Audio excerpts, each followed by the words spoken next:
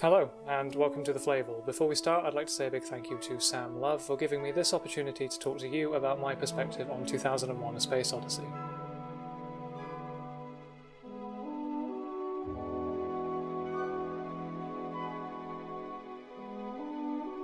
"2001 was, unsurprisingly, before my time. I didn't see it until I was about 16 in about 2009, and naturally this meant that my first experience with the film was sat quite a distance from a mere 30-inch TV.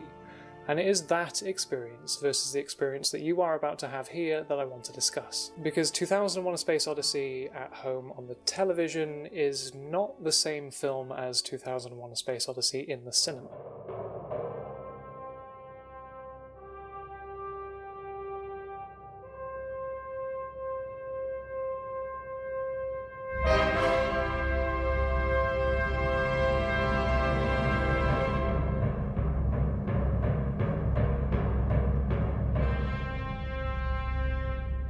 The film is rather famously drawn out, with scenes and individual shots lingering for quite some time. To put that in perspective, the average length of a shot as of 2010 was 2.5 seconds.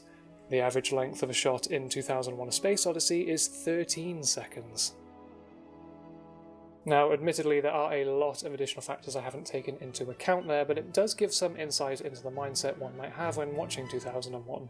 The length of the shots, and so the length of the scenes, gives the film an almost meditative quality. The shot length, movements, and the music combine to achieve not an unexpected plot point, but a beautiful interstellar ballet, or maybe more fittingly, a space waltz.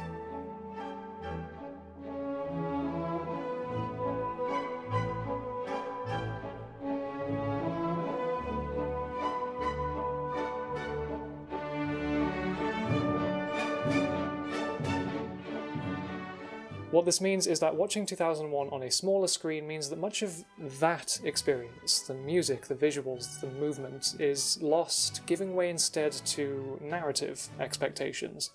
What will happen next? To give another perspective on this, in his review for the 1984 sequel, 2010: The Year We Make Contact, the late Roger Ebert explained that 2001 came out in the late 1960s, that legendary time when yuppies were still hippies, and they went to see the movie a dozen times and slipped up to the front of the theatre and lay flat on their backs on the floor so that the sound and light trip in the second half of the movie could wash over them, and they could stagger to the exits and whisper far out to one another in quiet ecstasy.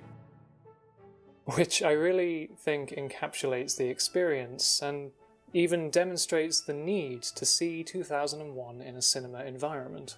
The steady pace, the delicacy of movement within the soundless void of space, paired with a soundtrack of both majesty and elegance,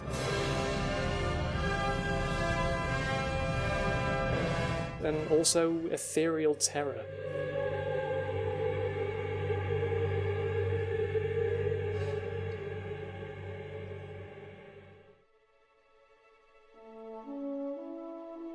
So when you are in the cinema, completely absorbed in that sound and light experience, plot progression becomes secondary to the emotions of the moment.